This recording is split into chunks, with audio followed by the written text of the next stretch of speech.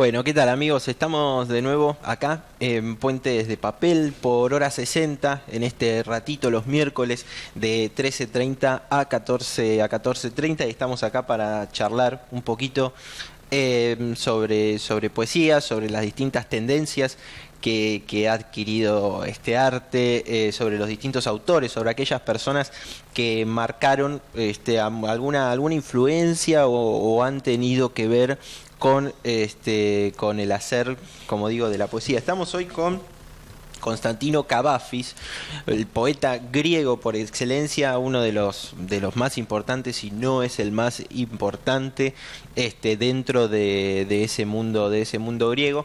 Pero también lo que quería ver muy en particular, él es un poeta que nace ya casi a mediados fines del siglo XIX y se extiende su vida hasta 1933, sí, creo que exactamente 1933. Y es un poeta que ha marcado una influencia importantísima y que tiene como... Es uno de los poetas que, desde mi punto de vista, además de ser el que más trasciende la poesía griega, en el sentido de tener que ver con mucha, digamos, con otras muchas corrientes, la de él es una influencia que a veces parece como una gota, ¿no? Cuando cae un vaso de agua, ¿no? Que se expande. Bueno, algo así hay en este poeta porque se extiende en distintas corrientes y en distintas voces, en voces bastante muy distintas, pero que al mismo tiempo se pueden rastrear muy claramente las raíces en la poesía de este autor griego. También, bueno, hablamos de Cavafis, como digo, pero porque es el que más ha trascendido y porque es su poesía la que más suena. Cuando se habla de poesía griega, el nombre que más suena es él. Si les interesa en particular la poesía griega, hay un libro de Coligüe, Ediciones Coligüe, que no sé por qué edición va, ni si se ha reeditado ni nada, pero que a veces me lo encuentro en distintas librerías, sobre todo las del centro de la ciudad, específicamente, las que están por Corrientes, por ahí, por Santa Fe también he visto. En donde hay una antología de poesía griega que la ha compilado quien es mi maestro, Jorge Bocanera, que a él le interesa mucho esa poesía griega porque también él tiene raíces griegas y no sé qué, pero al mismo tiempo también ha hecho y se ha dedicado a compilar esta obra. Hay también un poeta muy importante dentro del mundo griego que es Yanis Rizos. Bueno, eso se los tiro como dato para que los que le interese la voz de Cavafis lo vayan investigando. Como digo, no quiero redundar tanto sobre su biografía, sobre sus acontecimientos personales. Es un autor que en vida publicó bastante, relativamente poco, que después se lo va a descubrir. De alguna manera, diría yo, a veces lo emparento, me parece bastante emparentable con Pessoa, sobre todo porque los años que vivieron tienen... Pessoa igual de alguna forma con los heterónimos es un personaje muy muy particular, ya lo hemos tratado alguna vez acá, así que si les interesa pueden buscar otros videos de Fernando Pessoa y sus heterónimos. Pero de alguna manera me parece que al compartir época o al tener en común esos añitos, esos años de vida, me parece que están de algún modo emparentados y que de alguna manera su poesía tiene que ver, sobre todo la poesía de Alberto Caeiro, con Cavafis, pero bueno, Cavafis tiene sus particularidades que ya las vamos a estar viendo. ¿Cuáles son tengo acá mi pequeña guía para irme guiando? ¿Cuáles son los poetas que van a tener que ver con Cavafis o que se relacionan con Cavafis? Especialmente, a mi entender y por lo que leí, es un tipo que ha pegado mucho en España, Cavafis, y que ha influido muchísimo en España, pero a las dos grandes corrientes o a los dos grandes movimientos de poesía de España, que uno son la poesía de la experiencia. En la poesía de la experiencia tiene muchísimo que ver Cavafis, muchísimo, sobre todo por su tratamiento del objeto mundano, de la cosa coloquial, no diría anecdótica, no es puramente anecdótico Cavafis, hay un ejercicio introspectivo muy interesante, que ahora ya lo vamos a estar leyendo en esta obra, que precisamente también la encontré en el centro en algún tiempo. Y esos tres autores son Luis Antonio de Villena, que ya vamos a ver cómo receptan esta influencia. Luis Antonio de Villena, también crítico, vamos a estar hablando un poquito más de él. Juan Luis Panero, hermano de Leopoldo María Panero, que alguna vez lo hemos tratado a Leopoldo María Panero cuando hablamos de los novísimos, cuando hablamos de ese gran movimiento de fines de la década del 70. Que es el que más ha trascendido Leopoldo María Panero. Sin embargo, Juan Luis también fue poeta y de alguna manera fue el que estuvo más... Leopoldo María era un poco más marginal en el sentido, ¿no?, que tiene que ver con su vida, con sus enfermedades mentales, con su concepción más o menos del mundo, ¿no?, decirlo de alguna manera. Y Juan Luis siempre fue bastante más adaptado al medio literario o a lo académico o a la vida que más o menos ¿no?, un tipo más integrado socialmente, ¿no?, que su hermano, y un gran poeta, Leopoldo María Panero, que no es un tipo para nada de decir halagos en las entrevistas, se llevaba muy mal con Juan Luis, y en una le preguntan qué opinaba de la poesía de su hermano, y él no se hablaba durante años, no se habló con su hermano, no quería saber nada, pero dijo: es casi tan buen poeta como yo.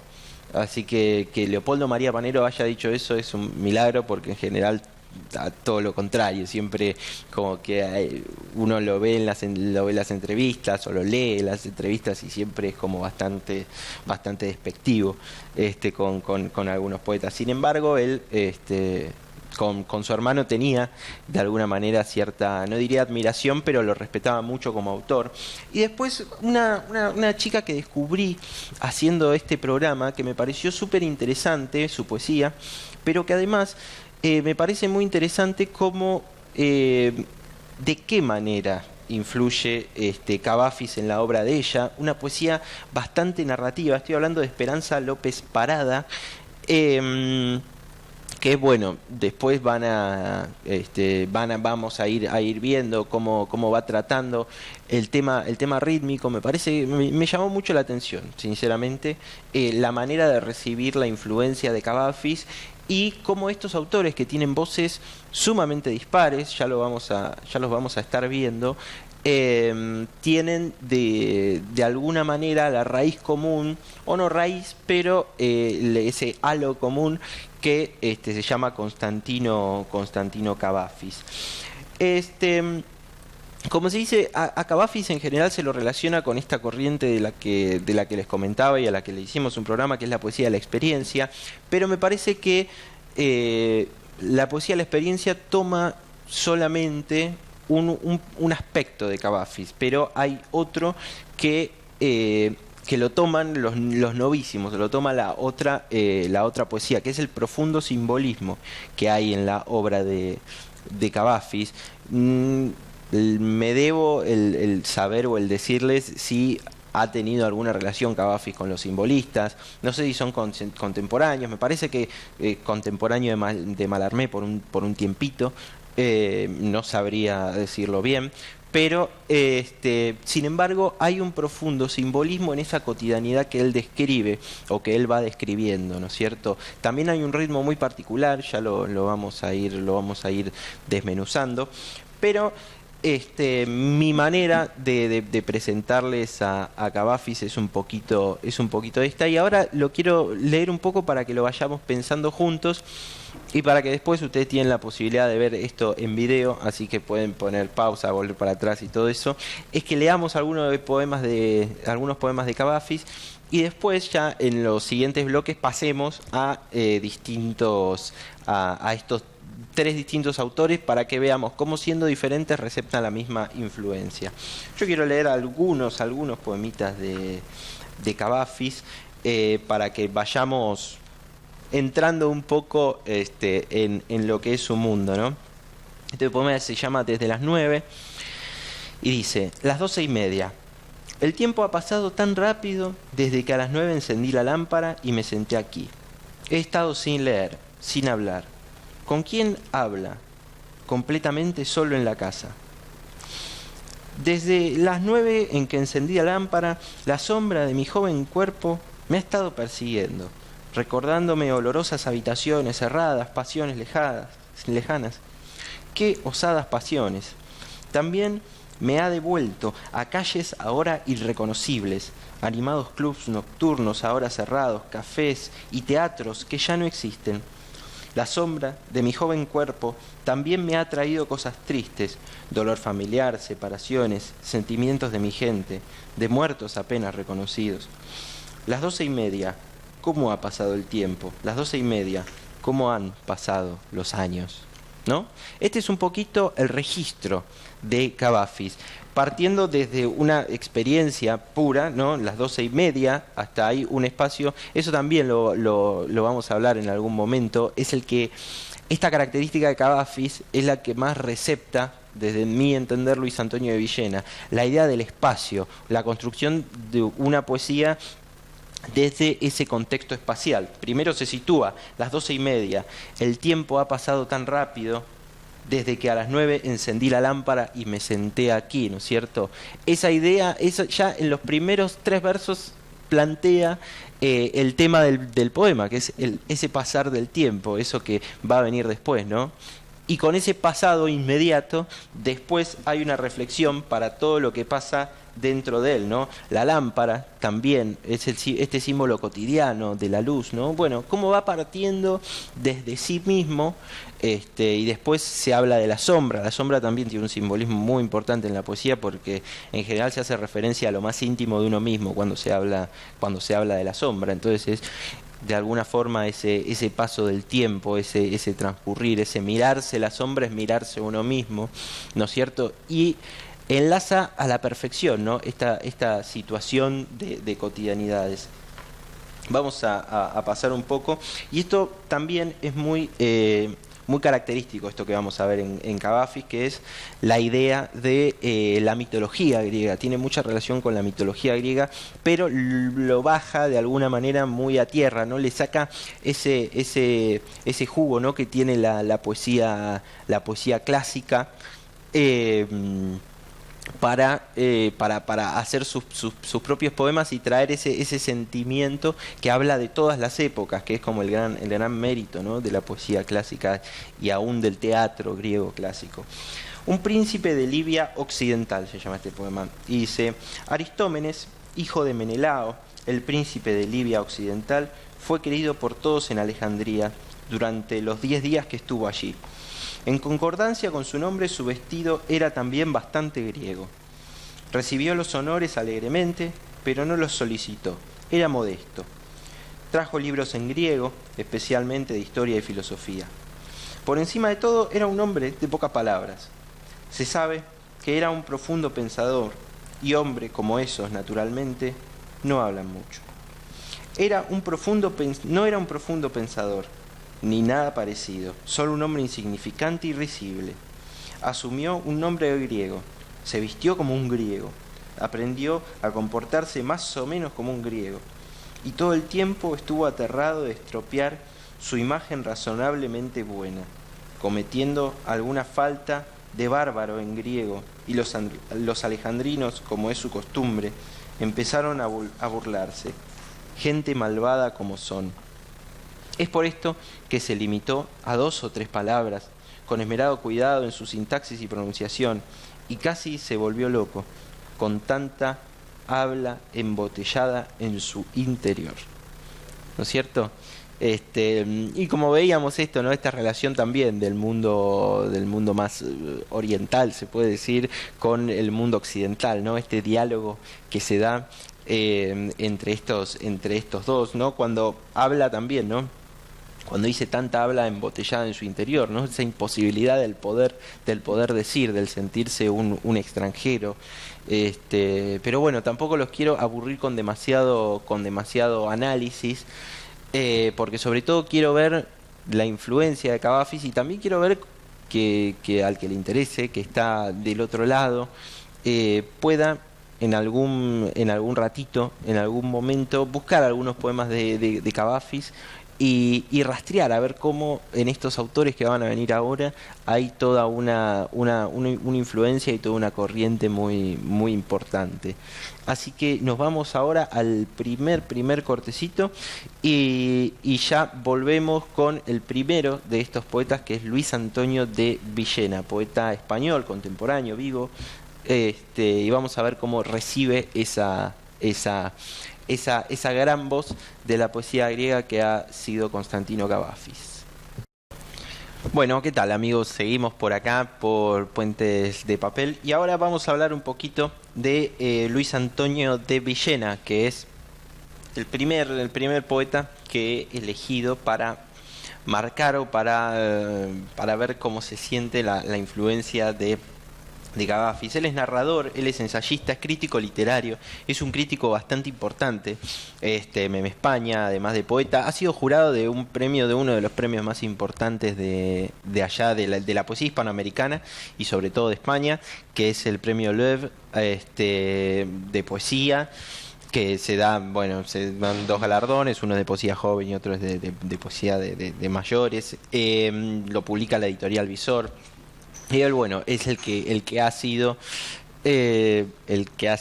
digamos, jurado, creo que varios años, bastantes años, pero también es un teórico literario bastante importante, y sobre todo porque se pone a pensar lo que es la poesía de los 80 en España, la generación post-novísimos, ¿no? Los que vienen después, ahí está Luis García Montero, después aparece la poesía de la diferencia, Hugo Mujica, de quien ya estuvimos hablando, aparece en esa época en España, empieza a publicar sus libros en España, entonces también entra dentro de esta teorización, ¿no?, de la poesía de la experiencia y la poesía de la diferencia. Aparece Blanca Andreu, de la que también ya estuvimos hablando. Entonces él a toda esa generación la llama los posnovísimos y escribe sobre esa generación. A ver, que no me quiero olvidar.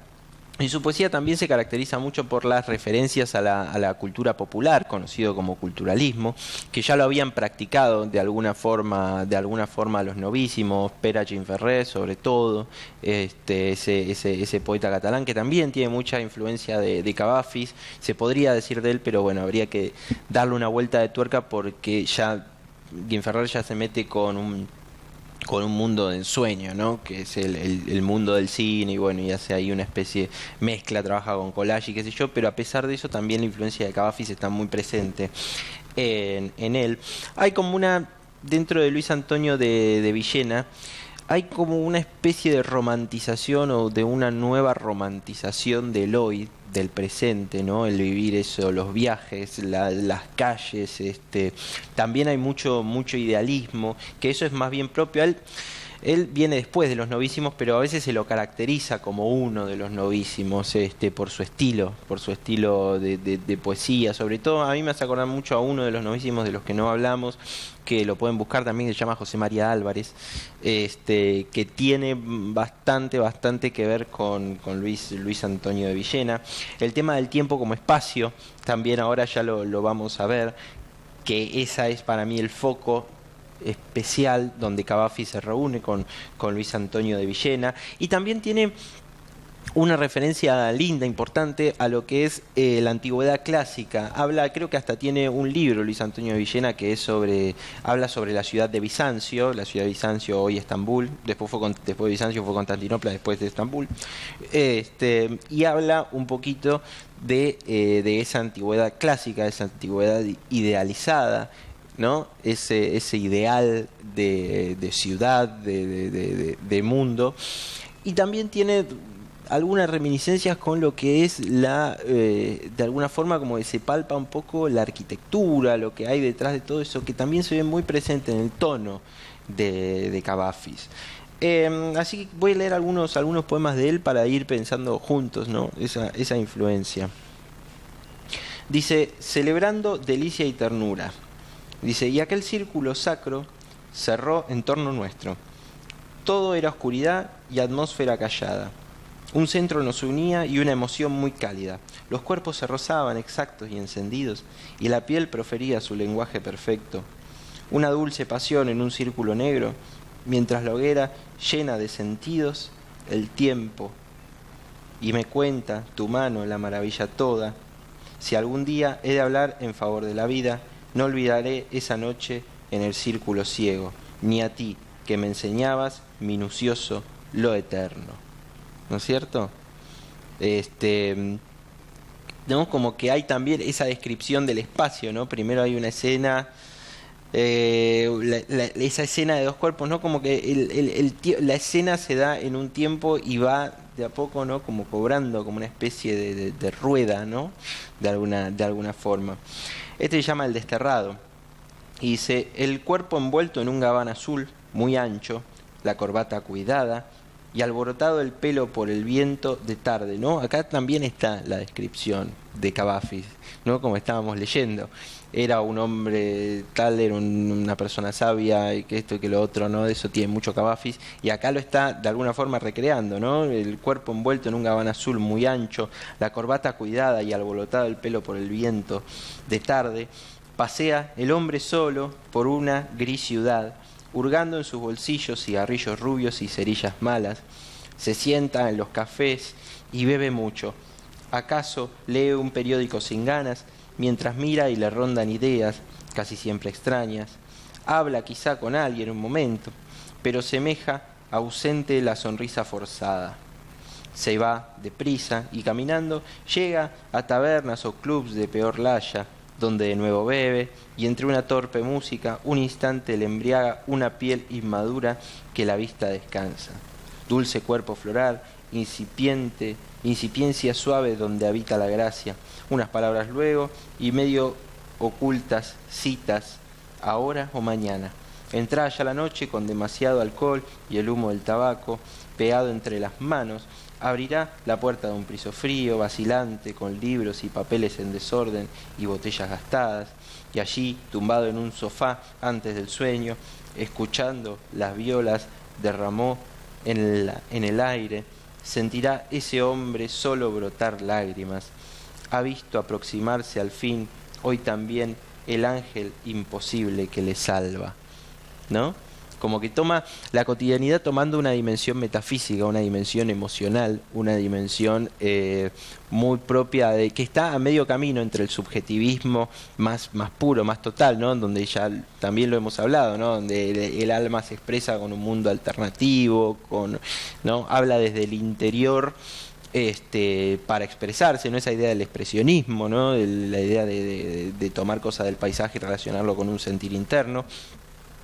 Y está medio camino desde eso y desde lo que diríamos o lo que se puede decir la poesía objetiva, ¿no? Que describe la realidad tal cual es y solamente pasa por ahí.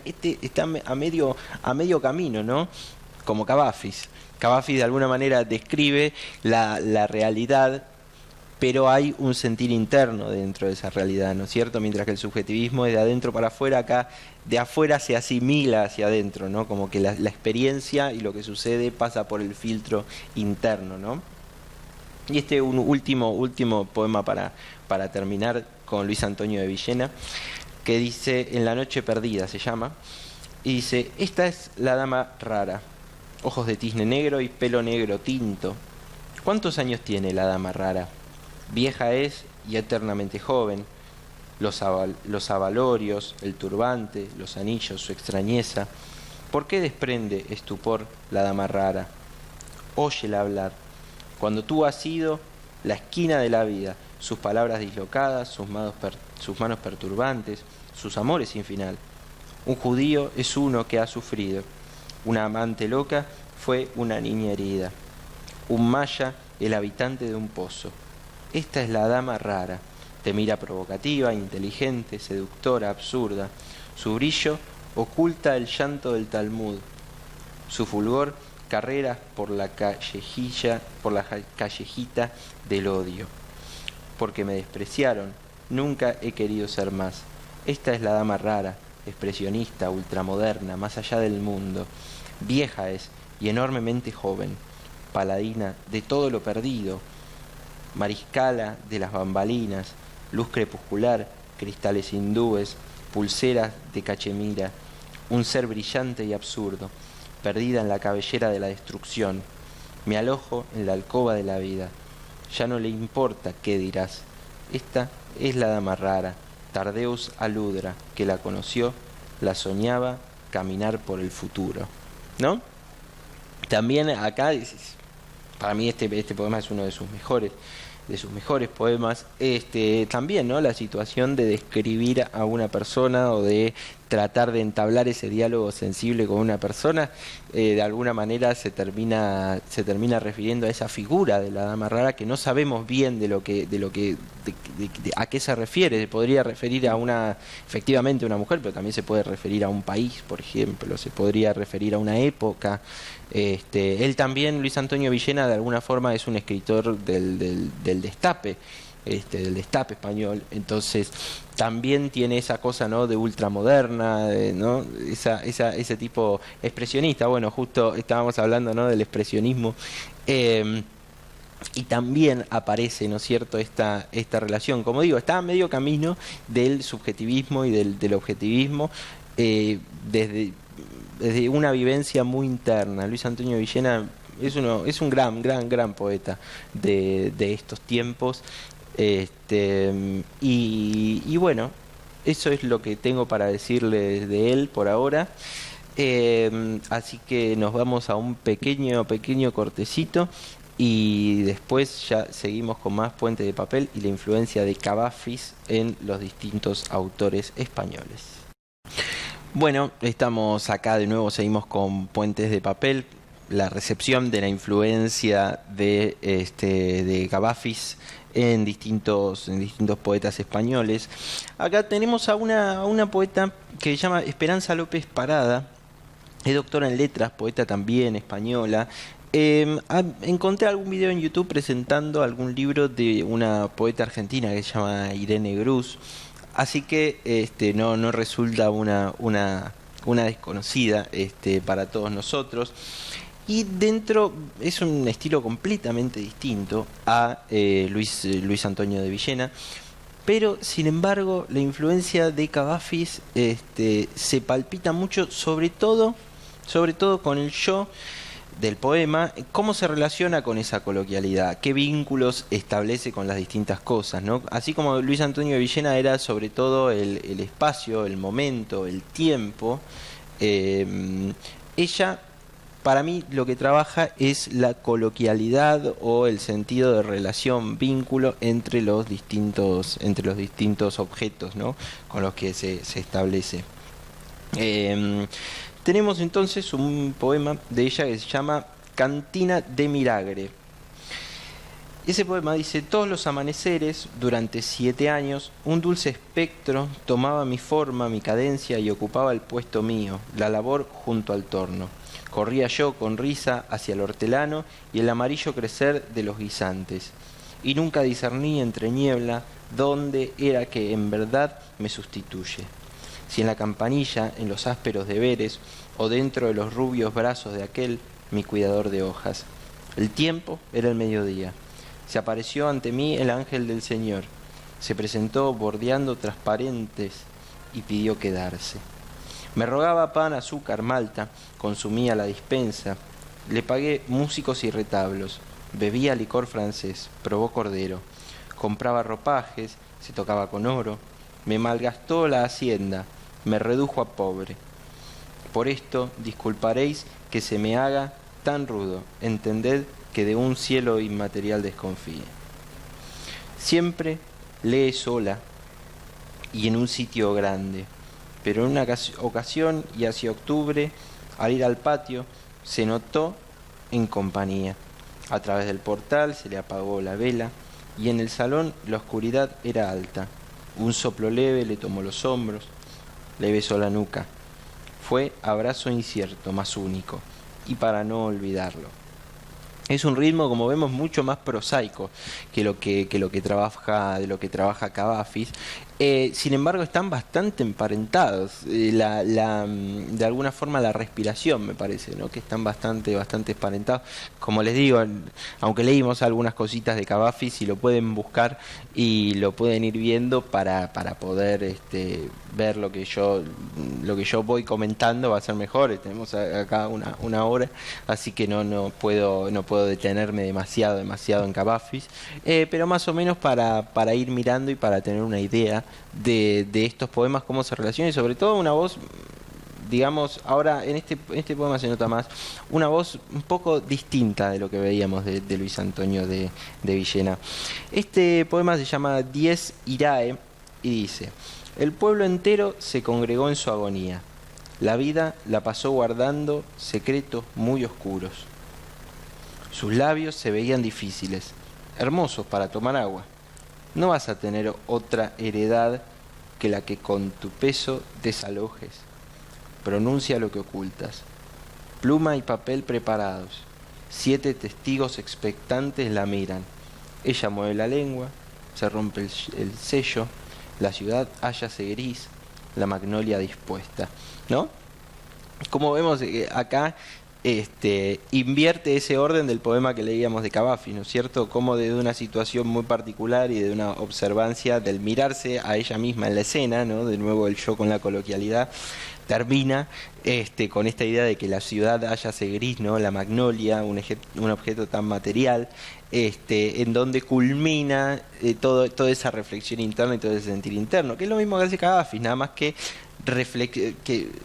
invierte el orden, ¿no es cierto? La reflexión termina en un objeto material, ¿no? A esto me refiero con la coloquialidad y la mundanidad de las cosas. Tiene la influencia muy clara de Cavafis. Y acá, en el cuadro de situación que viene, también vamos a ver bastante la influencia. Dice: voy y vengo por la plaza, la recorro como en despedida. La plaza se sigue, en soportales que contienen con arcos su infinito. Voy y vengo y digo adiós. Las cosas precisan un límite, una raya de humo y agua en lo más delicado.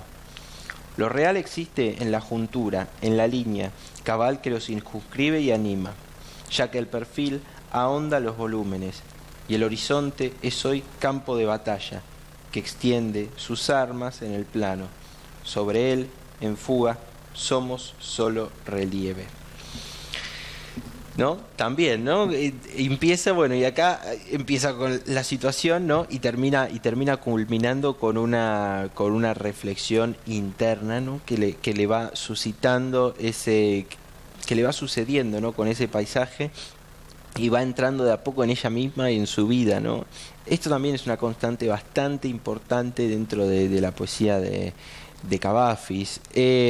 También en ella lo veo trabajado un poco con más intensidad, ¿no? Con más ahínco, con más fuerza, ¿no? A veces Cavafis se detiene un poco comentando, ¿no? Es más minucioso en las descripciones y a veces por eso pierde intensidad.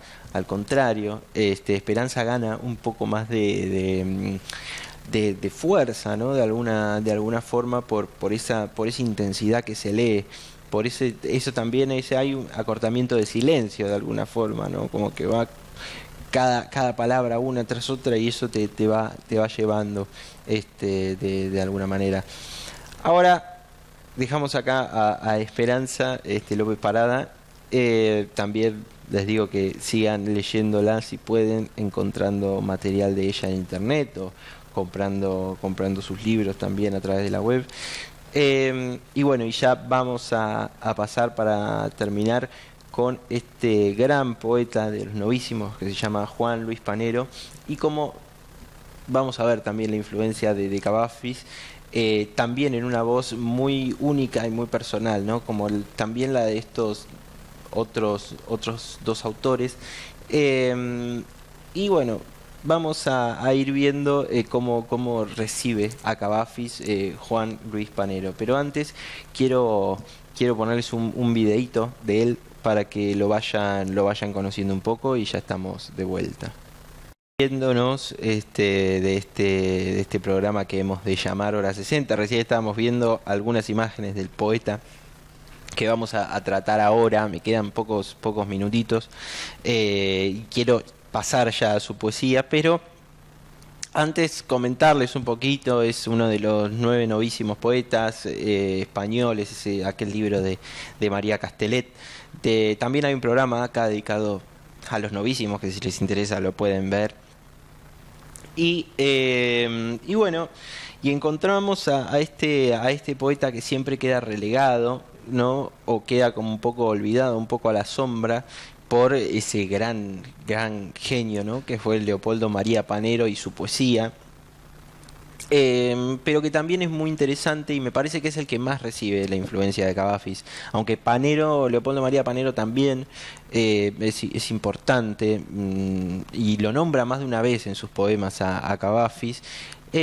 Pero sin embargo me parece que está más relacionado con el simbolismo francés, sobre todo con Mallarmé. Tiene mucho de Mallarmé, Leopoldo María Panero. En cambio, digamos que es más de Cavafis, es Juan Luis Panero.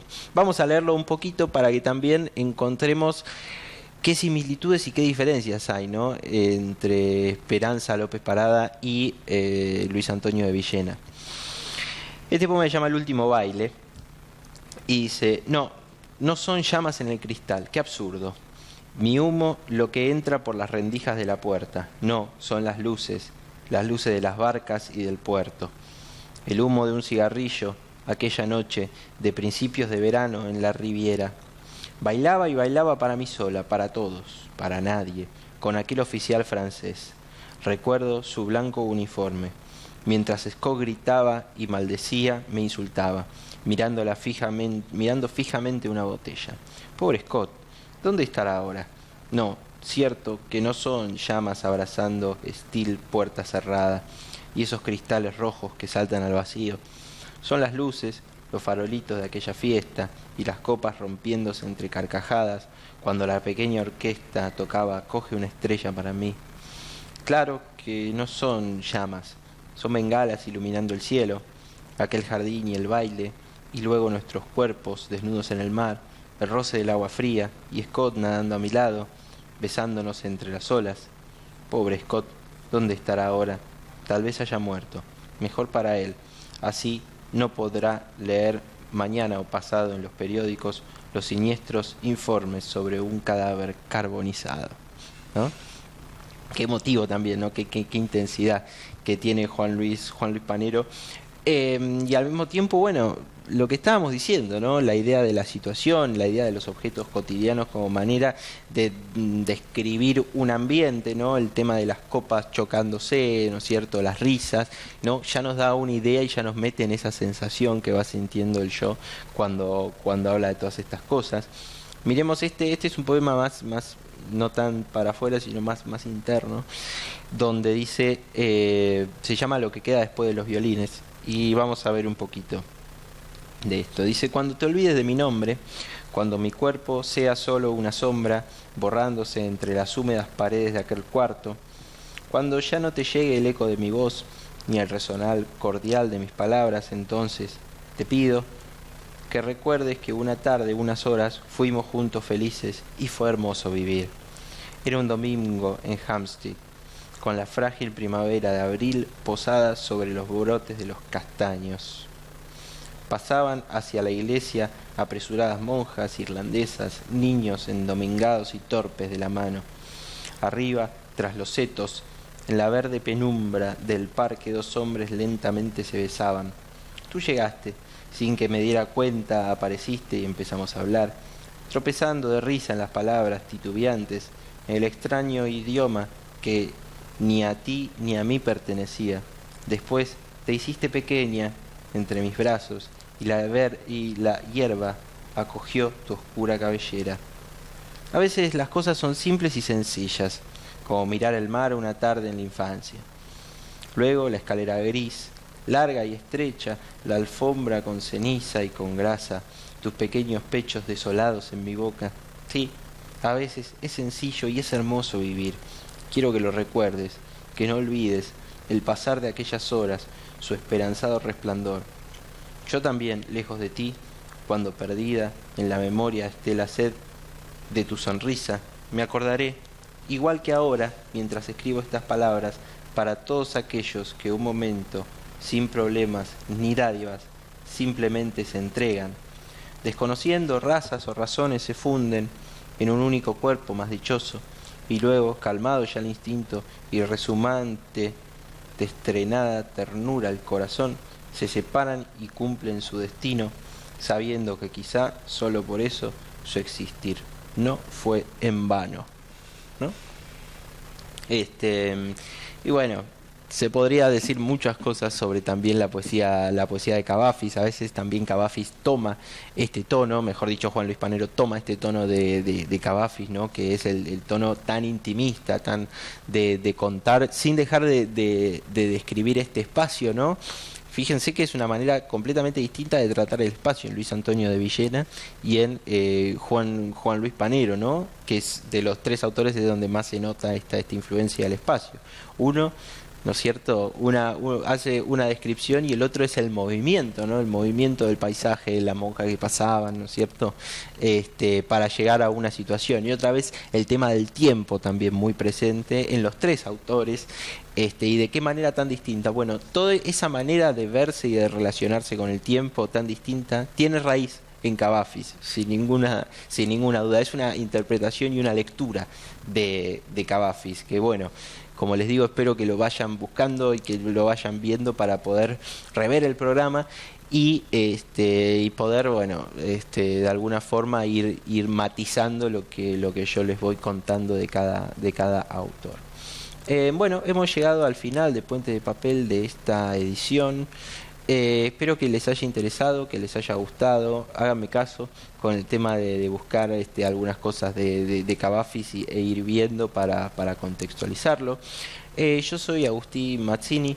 Vamos por este canal online de contenidos online que es hora 60 todos los miércoles de 13:30 a 14:30 y me despido esperándolos la semana que viene para seguir hablando un poquito sobre poesía, sobre qué hacer del verso y sobre todo ese tipo de cosas. Así que me despido, muchas gracias y nos vemos la semana que viene.